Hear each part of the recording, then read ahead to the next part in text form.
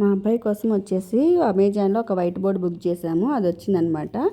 White బోర్డుకి వచ్చేసి ఒక డస్టరు 2 మార్కర్ పెన్స్ ఇచ్చారు. డస్టర్ వచ్చేసి మ్యాగ్నెట్ అనమాట. నాకు క్లీన్ చేసుకోగానే బోర్డుకే ఇట్లా స్టిక్ చేస్తే అతుక్కుంటుంది.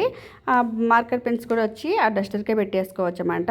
అప్పుడు పెన్స్ పెట్టేసి డస్టర్ కూడా బోర్డుకి ఇలా స్టిక్ చేసుకోవచ్చు మనము. అలాగే కింద వచ్చేసి ఒక స్టాండ్ లాగా ఇచ్చారు. దాని మీద మార్కర్ పెన్స్ పెట్టుకోవచ్చు మనం రాసుకునేప్పుడు యూజ్ చేసుకోనికి. ఒక 4 పెన్స్ పడతాయి అనుకోండి అందులో.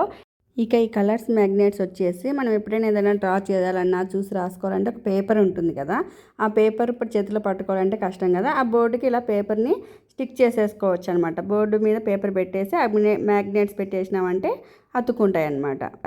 ఈ వైట్ బోర్డ్ని వచ్చేసి మేము విండోస్కి పెట్టేసుకున్నాము.